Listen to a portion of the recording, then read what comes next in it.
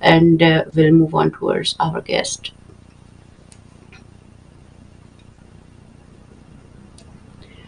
I hope he is with us at the moment, and we'll see if he is with us at the moment.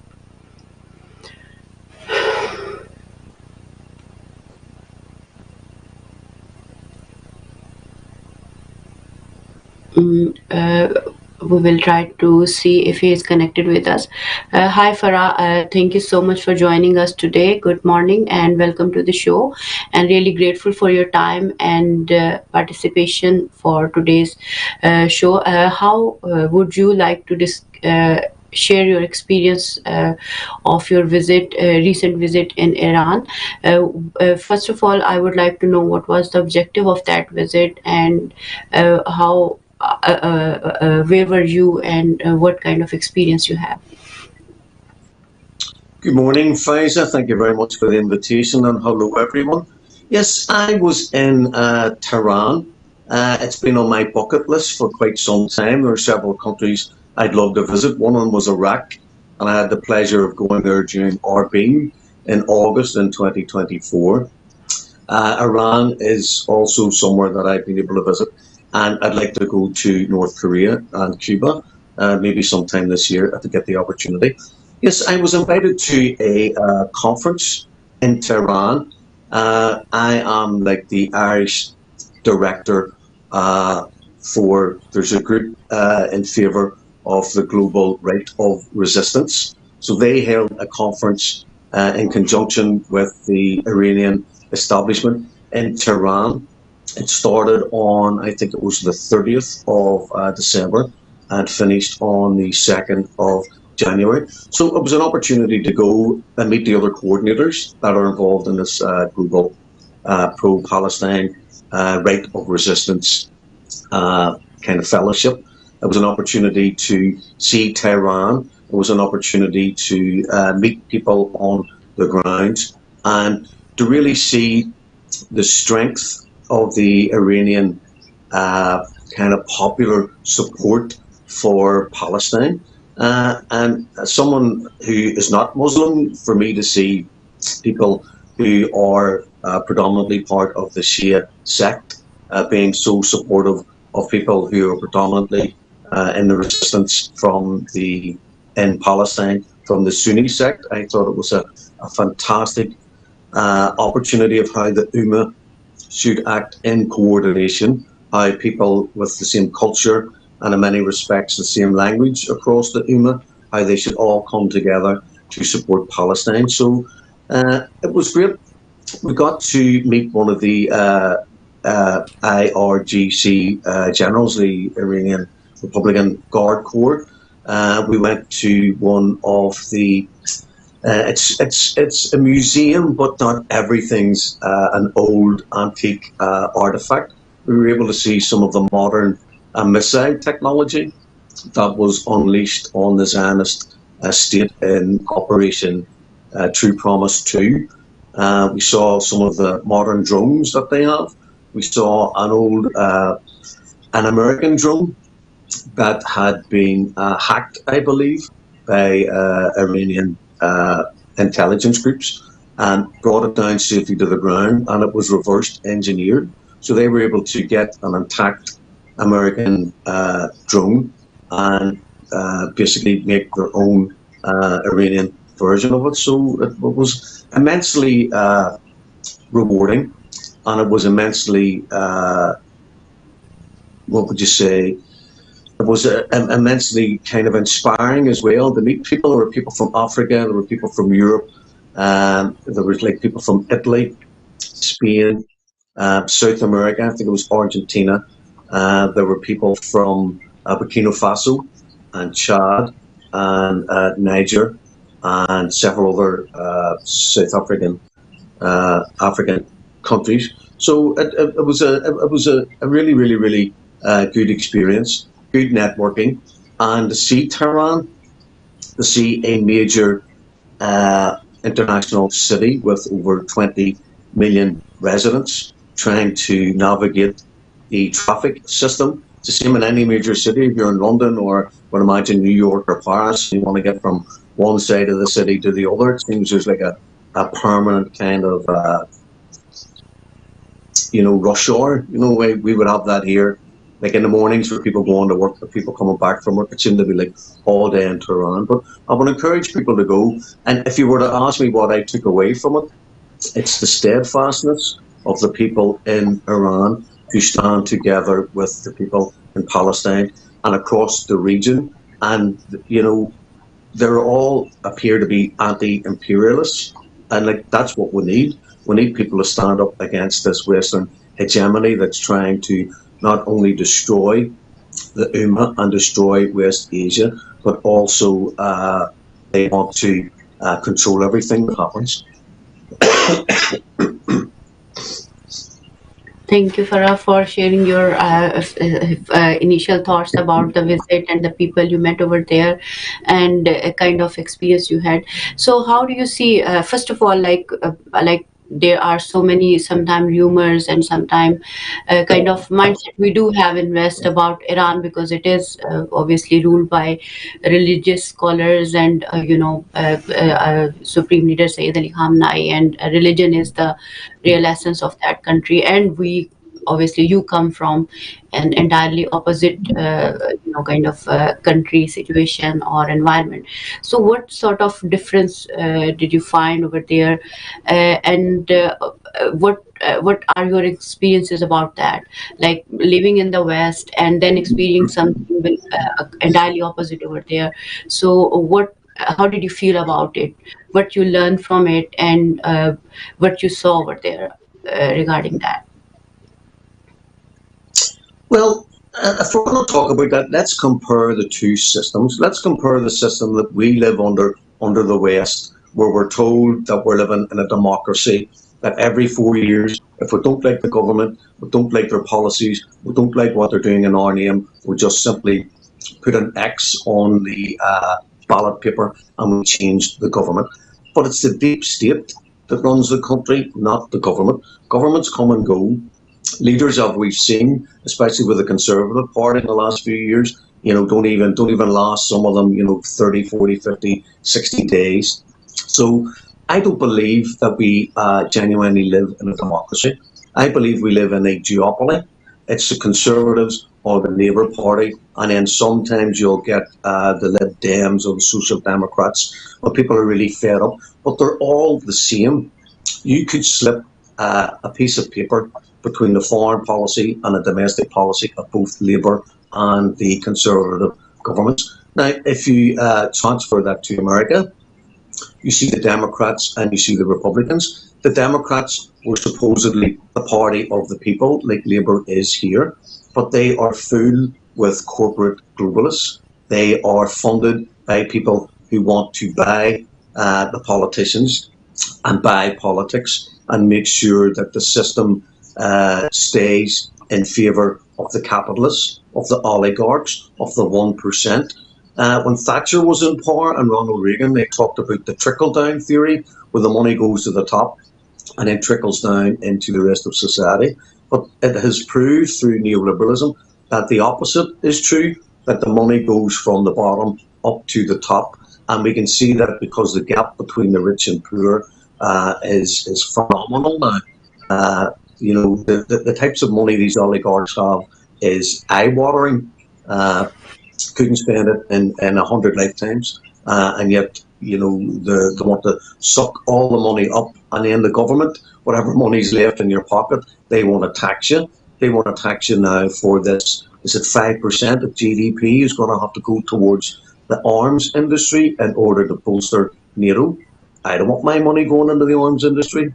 I don't want my money being used to bomb people in Gaza and support the Zionist apartheid regime. So it's my personal opinion, we do not live in a democracy. We are brainwashed from when we're young that that we should trust the police and that we should trust the judiciary and we should trust the people in charge. And when you think of some of the corruption scandals, not only in Britain, I mean, we've recently had someone resign, a junior member of the government, because they were embroiled in some was it property dealings in Pakistan through a relative. So they're not only involved in corruption at home, they're involved in corruption through their family members who are also elected members of a parliament in another sovereign nation. So I think politics here is totally corrupt. I think people are bought. I think that the system is rigged against the ordinary person. We can see the waiting lists in the NHS. We know people are dying in trolleys for the lack of staff, for the lack of beds, to be able to save people's lives. We have seen, since Tony Blair, the increase in the cost of education for people going to university. So when you compare our system that we're told is based on the values of what would you say, Western civil values, we've had our civil rights, you know, kind of taken away bit by bit. When they brought COVID in and they were able to tell everyone to stay in their houses and not leave under threat of arrest, we were basically all put under house arrest for nearly 2 years. So the power of the government is not used in the West for the benefit of its people. It's used for the benefit of the oligarchs. And when you look at places like Venezuela, which is under American sanctions, and how they spend their money on education and health and literacy and reducing the infant mortality rate and basically bringing people out of poverty and giving them some type of life. When I was in Iran, what kind of came across to me was that the system's not perfect, but no system is. But people were very much behind the government. They were very much unified behind the axis of resistance. They were very much motivated to end the sanctions on Iran. They were very proud of the fact that Iran has been able to circumvent a lot of these sanctions by relying on its own intellect, its own intellectual property, its own inventors, its own entrepreneurs. So from what I saw when I was there, the people are unified behind the government. They're very much against the American sanctions. They're very much in favour of the axis of resistance. And you can see that when General Soleimani was martyred, the people who came out onto the streets in order to show their respects for him. So I saw a unified society that was behind its government and obviously wanting the sanctions lifted or finding some way of improving the economy through outreach, just like the alliance that they made with Russia, probably more interactions with China and Africa and the global south, Latin America and the Caribbean. So I think there's fear in the society for what potentially the Americans and the Zionist state might be planning going forward. But there was resilience in the resistance, and the people, the ones that I met, were fully behind the government. Thank you, Farah. So, when you talk about the people who are like obviously behind their government's decisions and all that, so how do you see their connection? As you said, like they are behind, for instance, excess of resistance as well. But do you see their kind of connection, love, and affection for the people of Palestine, people of Lebanon, and people of Yemen, for instance? How do you any kind of experience you have seen over there, and how do you see how do they reflect that, for instance? Any experience about that? Yeah, that's a very good question because actually we were taken to a media centre and they had different people from different stratas of social and civil society, and they had a group of women there that were collecting gold and collecting money in order to support projects in Gaza and in the West Bank, in order to support the civilian population on the ground. And they were telling stories of how, you know, they would either go door to door or they would hold like collections. And I was in what was the biggest shopping mall in the world in Tehran. Absolutely beautiful, beautiful, beautiful building with a huge big waterfall on the outside, and I believe they collected money there at one stage, and they were saying that people practically came along, and when they found out what these ladies were doing to help the people in Palestine and further afield, they literally like took off a gold bracelet and handed it to them and said, you know, maybe that'll feed a child in Gaza. So they were raising a phenomenal amount of money, and you can only raise that kind of money from social society when the people are fully engaged in what you're doing. So, like, I'm a director of Palestine Aid. We are a registered charity in the north of Ireland. We've been able to supply £90,000 since March 2024. We've calculated that's like 210,000 meals we've been able to supply on the ground in Gaza. And we would be in exactly the same position. I don't have £90,000, but people donate to the charity because they know we have a 100% donation policy.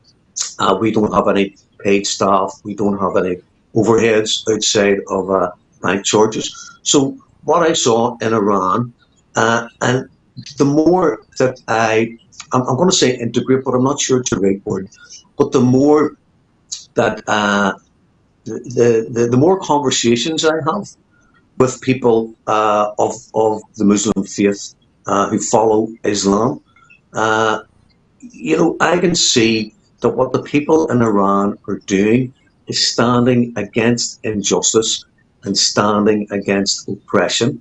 And it's become very clear to me that that is the core tenet of the Islamic faith. Now, the Christian faith is supposed to be the same: help your brother, love your brother, love your neighbour. I think those values have totally disappeared in the Western hemisphere because we have been driven more and more and more into consumerism and materialism and branded clothes, and you have to have a nice car, and you have to have your 2 holidays a year for those who can't afford it.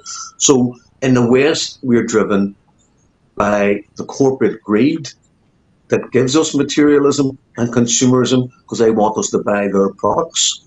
But in the Ummah, and from what I saw in Iran, there is a true, what I would call, spark of humanity in the heart of the people who make these donations. I understand on some level it could be, it could be part of their religious faith, like they must do something, like zakat, I believe, where people have to make charitable donations. But from the people that I met and the feeling that I got, which is all I can really relate to, is that people were doing it for common humanity, from the goodness of their heart, people who have compassion and empathy for others. So in the West, we are nearly being conditioned and brought up to be an individual.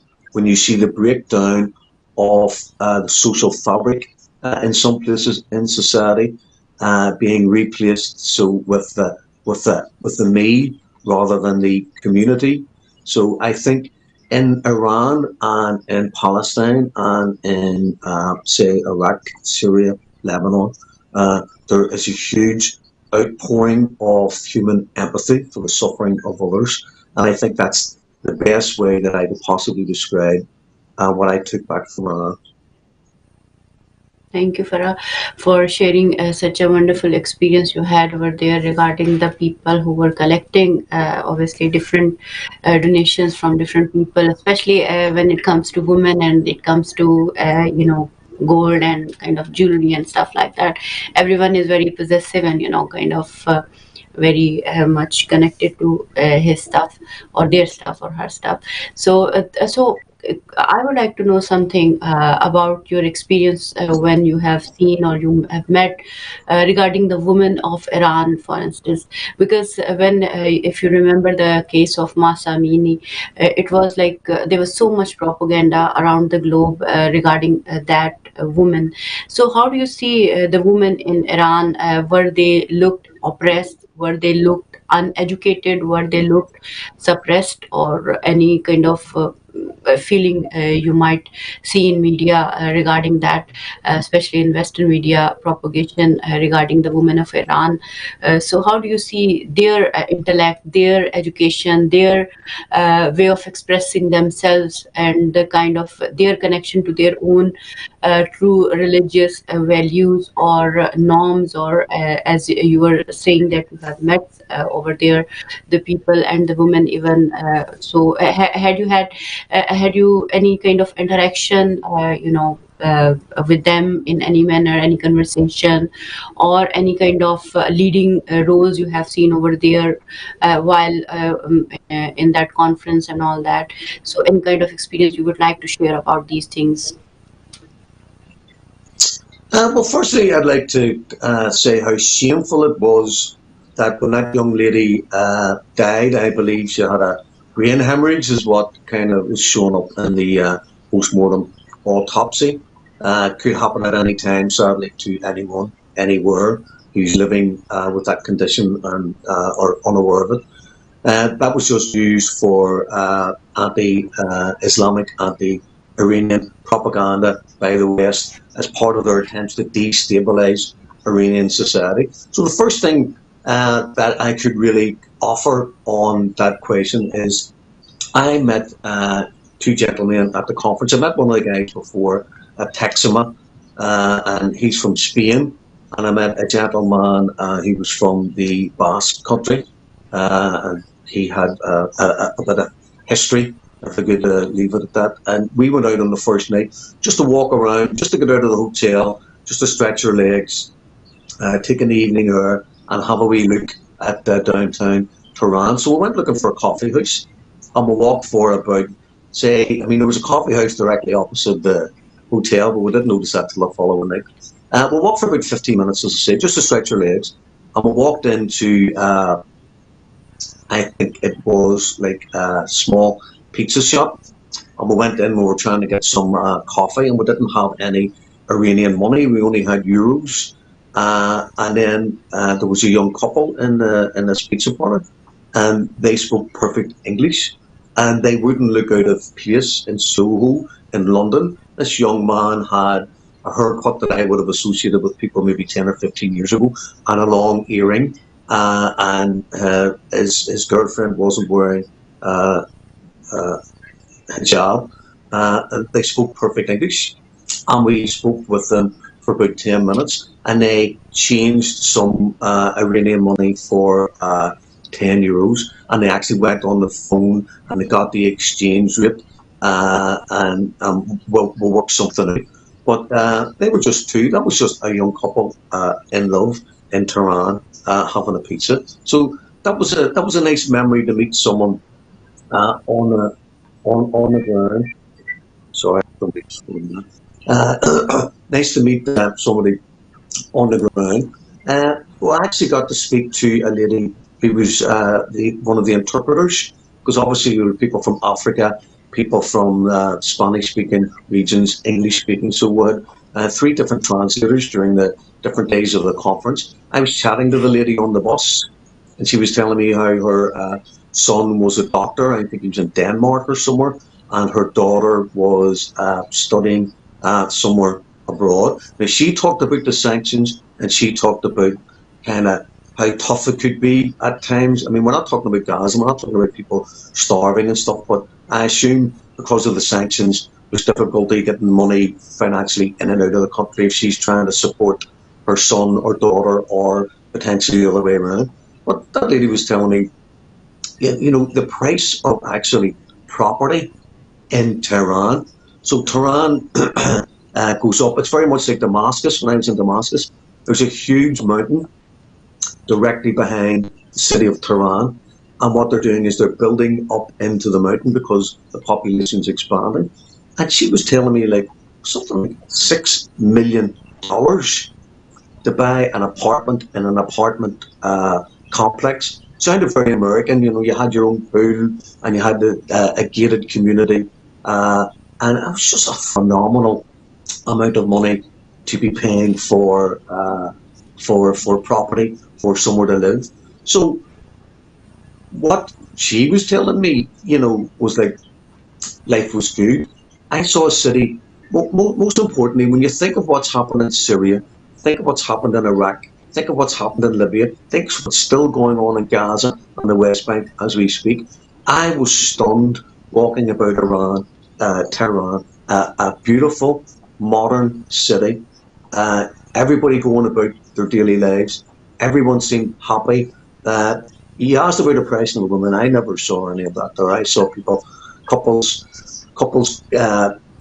having their meals, people going to work. I'm nearly sure I saw some girls on mopeds and motorbikes scooting around the city. So I mean, it felt as free as anywhere I've ever been. I've no doubt if there was oppression of people in Iran, the Iranian people would be telling us that, and I didn't hear that from anyone in Iran. Didn't get to meet lots and lots and lots of people. It wasn't a holiday, it was a conference. It was kind of hotel, go to the conference, go for a meal. But the people that they brought in, especially the women who were involved in raising the money for the children in Gaza, they're just ordinary people who are involved in helping other ordinary people try to survive in extraordinary times. Thank you so much, Farah, for sharing such a beautiful experience you had over there. So, how do you see the kind of obviously you have met so many people over there in the conference as well. So, what kind of people were there in the conference? If you would like to share some thoughts on that as well, like that was multicultural or from different religion. People come from different religion, different societies.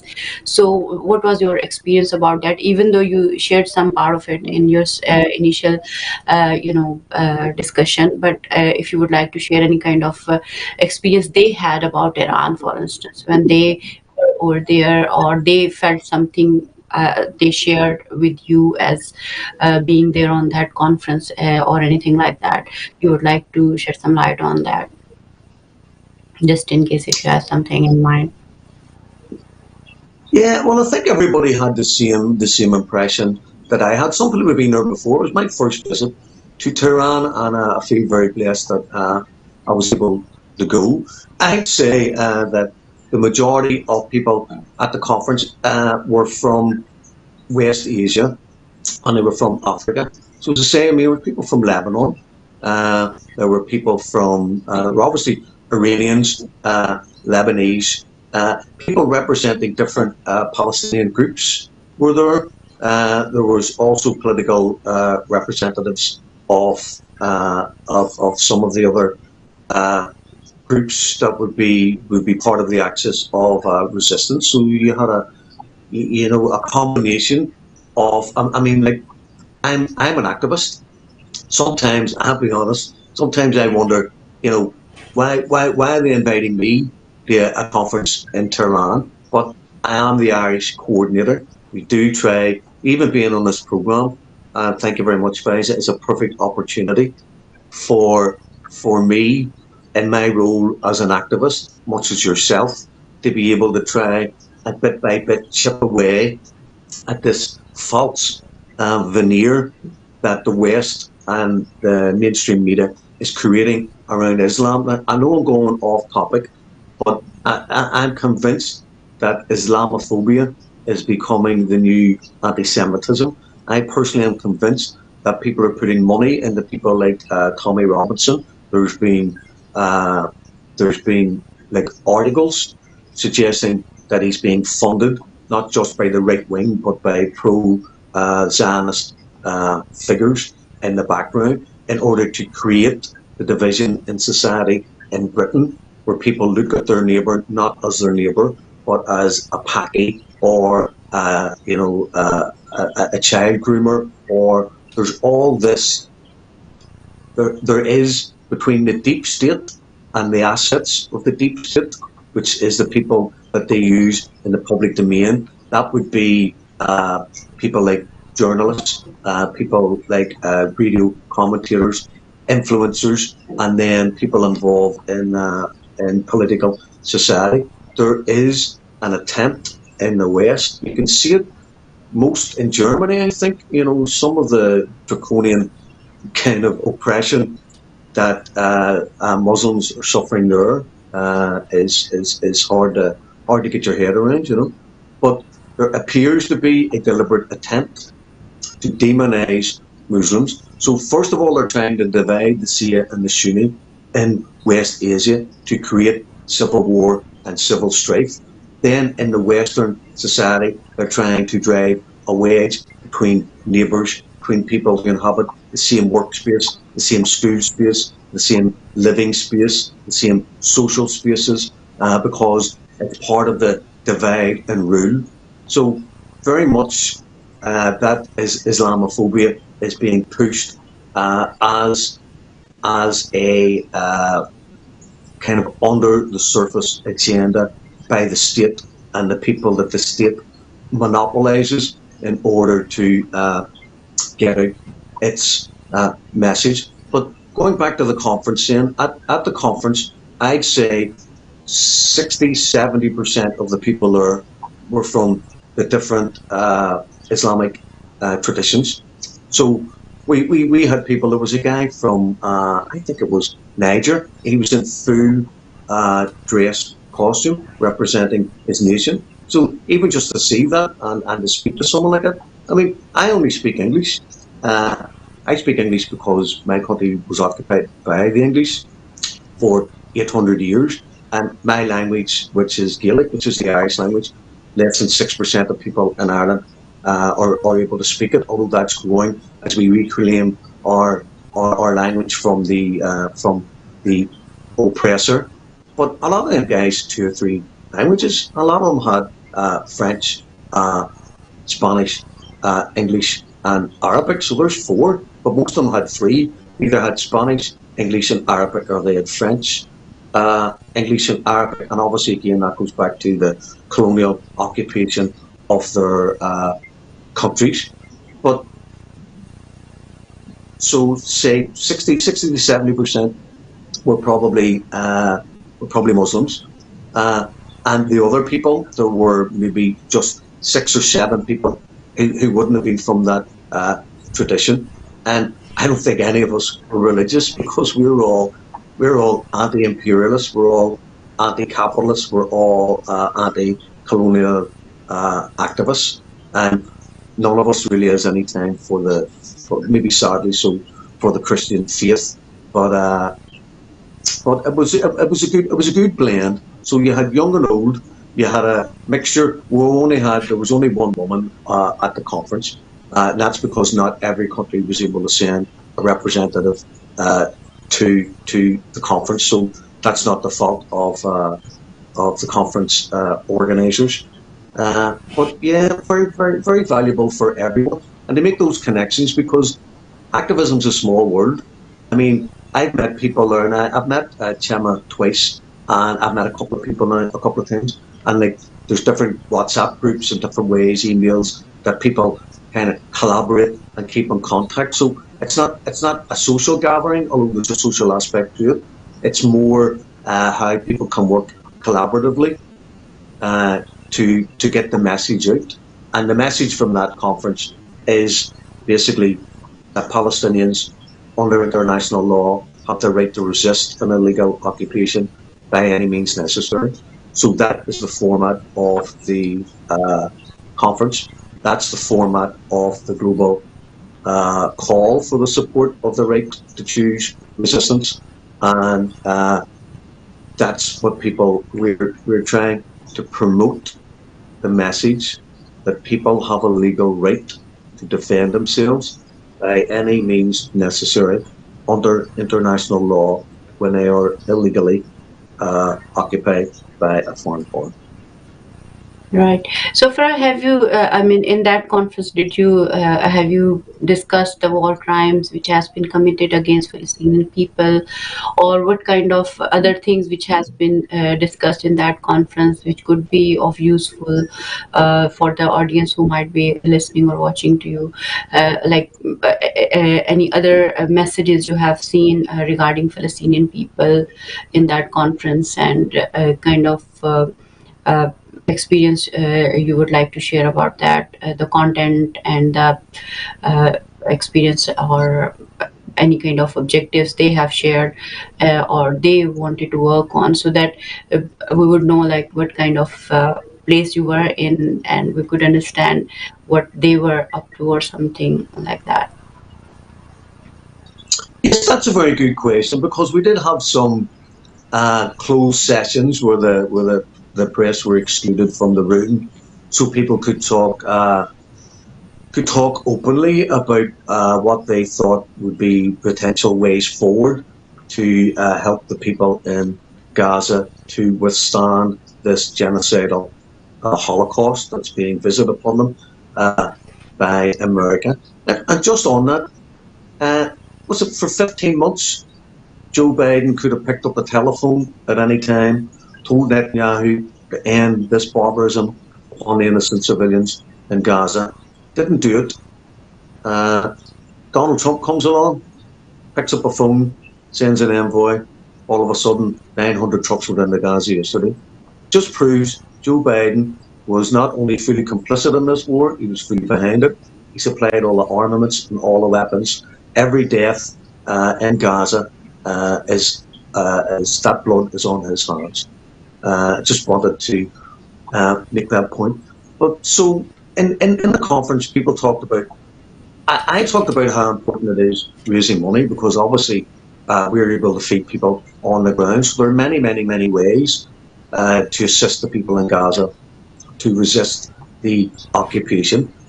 So, I mean, people watching this, the very simplest thing you can do is like give a tenner to one of the Palestine charities that's able to do stuff on the ground, and you're able to help people. Like, excuse me, just on that, we've been supplying food because we've been able to source food on the ground. Like our charity, Palestinian, we've never sent anything over to Gaza. I was on a convoy in 2010, and we helped start the charity in 2011. We've never sent anything over. We've always donated the money that our donors have given us directly on the ground. Because before October the 7th, 2023, that was helping supply things in the supply chain, in the economy in Gaza. So we were like buying children's coats, children's shoes, taking kids to the beach. All that's been impossible, obviously, under the circumstances that people are living through in Gaza at the moment. But I was talking to our patron, Dr. Syed Shaf, yesterday, and you know, if there's enough food getting in at the minute that we don't need to concentrate our donors' money on food, we're maybe going to see if we can source shoes and winter coats. If you look at some of the videos, the horrendous videos that come out of Gaza, them poor children, you'll see many of them don't have a pair of shoes. So if we were able to get 400 or 500 or 600 pairs of shoes, if they're able to come in, if the shops that are still intact still have some stock that can be bought. I mean, personally, that's something that I like to do in the next couple of weeks, is to see children with a smile on their face, with a new pair of shoes or a new coat or a toy, just something to bring back their childhood, something to make them feel valued, something to make them feel that there's hope for the future. Because everything that we do to help people in Gaza is providing them with hope for the future. So whenever our guys, because we have a volunteer group on the ground, whenever they're distributing the food, so we don't have a food kitchen, we get like, you know, a box of tea bags, 2 kilograms of sugar, a litre of oil, a tin of hava beans, whatever is available, rice, flour for baking, and we put it in like a food parcel pack, and then that's taken around the camps and distributed. And I mean, when people get that, they say, like, where has this come from? And they say, well, it's come from Belfast. People in Ireland are donating money to help you in your hour of need. So that is the most precious gift that we can do, is to give people that are living in a hopeless situation a bit of hope. Because Palestinians, even when I was there, FAIZA in 2010, and we brought a 13-seater wheelchair accessible minibus, and we donated it to the Al Auda hospital, I believe, in Gaza City. It was part of George Galloway's siege busting convoys. We were on Viva Palestina 5. They told us if we'd come in our bare feet without a shirt on our back, the very fact that we had made the effort to go all the way to Gaza to stand in solidarity with the people who were suffering at that time, they said that meant more than anything else. So that's what we are continuing to try and do, and that's the important thing. Palestinians feel abandoned.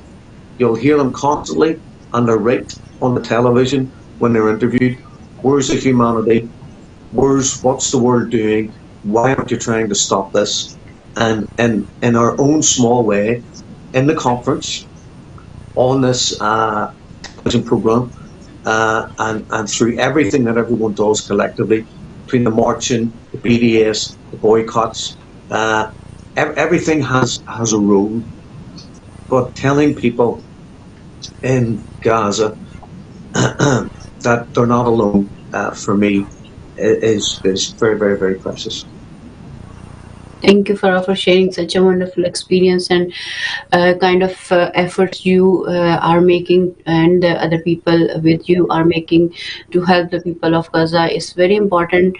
They are our brothers and sisters, not only in religion but in humanity as well. Exactly. So it's really important that we all support each other when it comes to human suffering, it comes to human pain and human oppression and suppression. So we should stand together no matter who we are and where we come from. What matters is we should all be united against the tyrants and the rulers or the imperialists who are ruining the life of innocent people in whatsoever manner. So, Farah, what are your other thoughts on? Have you been in any other city other than Tehran by any chance, or the Holy Shrine over there, or any kind of experience like that? And what are your feeling if you have been any other city or any other in any shrine from spiritual perspective, and if there is anything in general, obviously. When we visit some place, we like something, and there are certain things we don't like, or we feel upset about, or we don't feel comfortable in some kind of way. So if there is anything like that, and because time is running very fast, so any conclusive message regarding your overall visit, anything you which is still left inside you in terms of, sometime when we go somewhere or visit some place, there are certain things we take generally and we enjoy them and we see them and we share something collectively, but there are certain things that are just attached with us in some way, and we feel inspired every time with that moment, with that feeling, or with that experience or whatsoever. And if you would like to add something regarding the experience of the other people who were in the conference, and obviously you said there were people from Lebanon as well, and for example Syria or other countries as well, just in case. So anything they shared about their places, the people over there, and you were also mentioning something about your visit to Israel, to Palestine as well. So if you would like to add something regarding that, the kind of human suffering or the pain people over there had been facing over there at that time, and obviously now it's greater than that. So how would you like to conclude your whole visit, today's discussion? Anything which you think everyone should think about, everyone should why they should, for instance, visit Iran, just in case, or when people do have so much propaganda for and against in both ways. So, so how anything which has been changed in terms of your perception regarding Iran or the people of Iran, or the place over there or something like that. So, if you would like to conclude in, we just have like 8 to 9 minutes. Okay, thank you very much. The first comment I'd like to make is actually on what you said at the very start of what you said a few minutes ago.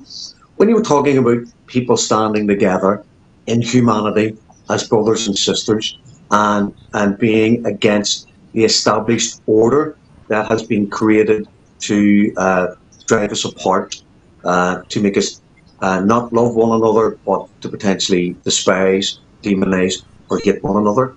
That is exactly what people in Iran were saying. So you encapsulated in what you said right at the beginning, when you were asking, like, what were the people like in Iran? What were their views? Their views are exactly the same as what you said. So I commend you for that, because I was very impressed when I spoke with the people in Iran, and that's how they came across. Now, uh, I see myself as a socialist. I believe in a more equitable world. I believe that BRICS and a multipolar new world order is the way to go, where countries and governments and societies respect each other, work in cooperation, uh, come together in order to raise all of humanity where possible out of poverty and create better lives for everyone. And when I speak to people of the Islamic faith, if you leave Islam out and you leave my socialism out, and I talk to them as I'm talking to you, I find those people, their values and their worldview are exactly the same as mine. I have never met people who are quite possibly apolitical, but I can sit in their company. I can feel comfortable in conversation. We can talk about things that I would talk about as an activist, and as someone who's, politically not inspired, but I mean politics would play a big part of my in my life. To be able to sit with someone who isn't political but has those same values, I find that amazing, and that's why I keep coming back to the core of Islam is equality. It's against injustice, and it's against oppression, and that's all the things as a socialist that I would be against. Uh, so I would say everyone who attended that conference in Tehran left with a very, very, very positive. I felt inspired. I felt energized just to be in a room with other people who all had a similar world view, and to see what other people are doing. So, as I say, I mean, I view myself as an activist. Other people might have a different view, might have a better view, of what I do or the contribution I make. But I just describe myself as an activist. But even me telling people, about going to Gaza and telling people all the work that the charity's done since 2011, because we've done some really, really, really, really good things over the years. I mean, that must inspire other people that are in the room, that are at the conference, because it's not all about military support or political support, or because this is humanitarian support. So it shows you how everything dovetails in together. So um, I have an issue sometimes with the pro-Palestinian marches, and it's just this: whenever Gaza gets bombed, you'll get what 500,000 people in the streets of London, maybe, all waving their flags, all calling for the ceasefire, all calling for an end to the barbarity. We've seen it before. Once the ceasefire comes into place, then no one calls for any protests. No one wants to come out onto the streets on a cold Saturday in December to stand up for the rights of the Palestinian people. So I would encourage people to go on the march, not simply to go on a march on a Saturday. Now there's a national demonstration in Dublin this Saturday that I'll be attending, so I'll be in the march. But I know we're helping feed people on the ground in Gaza. I try and do the BDS, no McDonald's, no Starbucks, no Kentucky Fried Chicken, none of those branded corporate elites that are supporting the apartheid state. So I would encourage people, if you have the strength of character is how I'm going to describe it. If you have the strength of character to go on a march and wave a flag, then hopefully you have the strength of character not to take your children or your grandchildren to McDonald's or Kentucky or any of these places and just explain to them the reasons why you're not going to go. There's always alternatives. You don't have to go. You can go to a chip shop, give the money into the local economy rather than have it siphoned off to the headquarters in Washington or whatever. So I would encourage people to do the BDS. I would encourage people to do much more than simply march. If you're just going to march and you're going to go and have coffee somewhere or you're going to go shopping and you think you're helping the people in Palestine, well, it might be a nice visual representation. The people in Palestine might go, my God, there was 1 million people out in London supporting us. Absolutely fantastic. But if people don't go that extra yard, take that extra step, hold a coffee morning, give money to a charity, do the boycott. What else? See, the boycott's probably it's probably the singular most important thing people can do. There's guys in Belfast. I would encourage anyone who's watching this to go on Instagram and Facebook and find BDS Belfast. They are going into 4 supermarkets in Belfast twice a day, and they remove every Israeli product from the shelves. They put them in the shopping trolleys. They then take the shopping trolleys up to customer services and leave them there. But when they're going around the shop, they are informing the people of what they're doing and why they're there, and they have a chant while you are shopping, bombs are dropping. Now, I don't know any group anywhere that's doing that 7 days a week, twice a day, in the 4 supermarkets that are adjacent to each other, so they can go from one to the other. That type of determination, that quality of activism, not everyone has the time and the energy. I fully accept that. People have young children, they've got work commitments, they've got elder parents to take care of, they have like after school activities, taking their kids dancing or playing football or swimming, whatever it is they're doing. But everyone can do BDS. You can get the app on your phone, you can scan the products, you can look for the 792 barcode, which I believe might have changed recently. So people can do the boycott. And I think if people actually thought, a lot of people would say to me, oh, we want to do something, but we don't know what to do. So as I say, there's charities out there that can help, and people should really get involved with that and help them out. Thank you so much, Farah, for sharing your experience and sharing how people can help the people of Gaza by boycotting. And I would say, if we can expose the war crimes, even it's more than it's a huge job as well. So everyone can do something while living in their own comfort zone, for instance. But obviously, when an ethnic cleansing is going on, then we all are supposed to do something more than that, and we are because tomorrow in future the history will be written, and it will be asked the people of that time what they were doing when this was happening. And this is something on us that if we don't stop this ethnic cleansing, if we don't stand against these tyrant rulers of the world and the leaders who are doing these things. So obviously I'm really grateful for your time today, as you have shared your beautiful experience in Iran and how you felt over there, the kind of people you met, the objective of your visit, and kind of experience you had overall. So I'm really grateful for your time, and to the people I would just say and would take leave on that all human beings are unified when it comes to humanity, when it comes to justice, when it comes to true human values, true spiritual values, because in spirit when it comes to justice.